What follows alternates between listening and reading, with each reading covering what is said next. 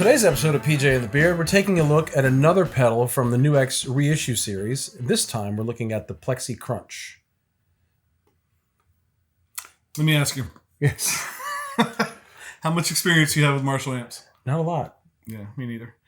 I think for me, one time in my life, I borrowed Mitch Ivanoff's Marshall Plexi from the 60s, 412 cabinet, ran it with my Fender Super for an outdoor gig. It was glorious. And I owned a Marshall Origin 50 for a short period of time. My not only experience, because Brody has a couple of noodled around up in his music room, but the first time I played one was my friend Bill, who I've mentioned on this show before, is the reason I bought the Tremodillo. He was playing in a band that was playing in Lancaster, like an hour away from here, in an old church. So imagine a Marshall head with a 412 in an old church. So after they ran through sound check, the other guitarist like handed me his guitar and just basically turned everything up, and it was just huge. Right. Not real practical at that point, but huge. So they definitely have a sound, right? They have a sound that, even though they're not necessarily our amp of choice, a lot of players that we admire and respect have played them, have them somewhere in their arsenal.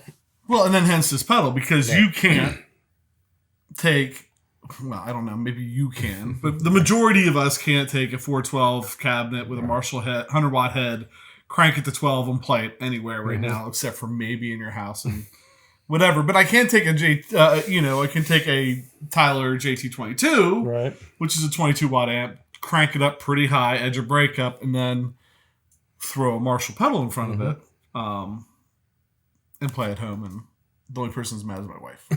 And she'll get over it. It's worked this long for you. Right. So, 2003 Gibson Classic, Les Paul Classic, Tyler JT22, Dispatch Masters on. And I don't think we need to turn it off. No, why would you? So,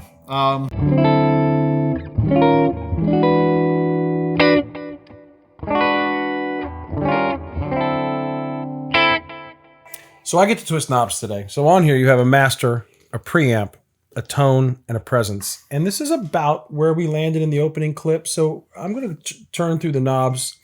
The first one I might do is the preamp to try to give you an idea of where the gain stage of this amp is. And then if we don't happen to pause, then I'm going to kind of show you the relationship between these two pedals, or the two knobs. Here we go.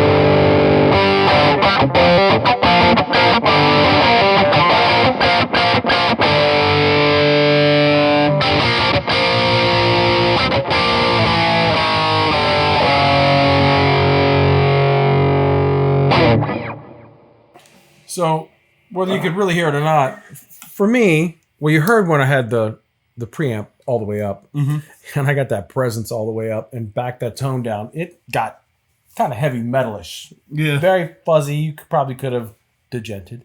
And but we didn't. You could have. But what I was trying to show here is kind of like when you get the tone up pretty hot to try to get clarity, it got a little sharp up top. And so I found if I turned the presence back a little bit, I could keep the tone hot and keep the presence down, or the other way around. If I take the tone back to try to take some of the top edge off, I could bring it back in with the presence, which is interesting. 'Cause I'm not a big presence knob fan. I've had a couple amps with them on there, but really you can see how these two can work together to do a lot of, I believe my partner says, tone sculpting. Do you want me to play some like singles and show that again? Yeah, let's take the presence up, or the preamp up a little bit.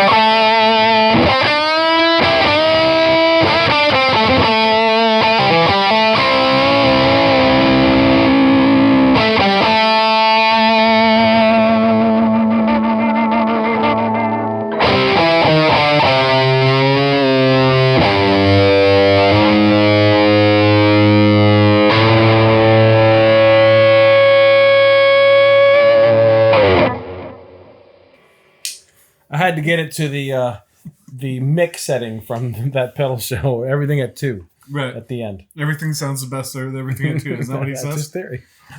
So interesting pedal. You can hear, you get a lot of different sounds out of there. Everything from metal to kind of ACD-ish, kind of just some overdrive. So, and like these are fun for me. Mm-hmm. So this is the last pedal in the series we're recording. Don't know what order they came out, but last pedal in the series we're recording. And in the beginning of the series, I was kind of like, oh, great. A Marshall, a Bogner, a Dumble, and a Mesa. An amp I don't play, and don't play. You know, like, and right. like modeled after something. Is that I feel like we're very unqualified for that, which we are. And somebody's going to remind us of that in the comments, I'm sure. Thank you. Because whatever. So I feel like when I say that, somebody's like, yes, you are. It kind of takes the sting out of it once we say we know. So, but on the other hand, I mean, it's been a lot of fun. Yeah. So I don't think that we recommend things very often. Right. No. Like we're not, hey, go buy this and use our affiliate link. If we had one, we'd appreciate you using it, but we don't. Not yet. But not that I'm recommending this pedal. But I think the series is worth looking at. I mean, right. I'd like the series in terms of easy price point to get into, right. And a way to try out some things you typically maybe don't try out. Well, and on amps and pedals that they deemed that should be reissued, right? So they are the classics in a lot of ways. You got Mesa and you've got Marshall, if that's what I'm allowed to say. And Bogner, which isn't like a very attainable amp. Bogners are crazy expensive. Mm-hmm. So they're all crazy expensive anymore with tubes and stuff. So, but for about $50-ish, you can try it out. So I think kind of where you were going is like, we're recommending them if you want to dip your toe into some of these classic tones. They're not going to be the same as a tube amp that breathes and lives, but they're going to give you the characteristics of that amp because they've done a pretty good job of capturing those in these pedals. Something good to just to play around with. Yeah.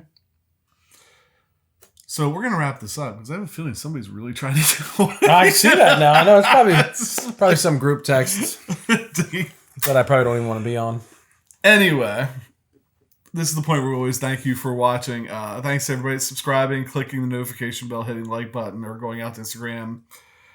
And Facebook, anytime you interact with the show, it really helps us out. Stop by the website. We have a new website. On there, we're putting all the series. This series is on there, so you can see all the videos in that series in one spot, and it just makes it kind of easy to look around.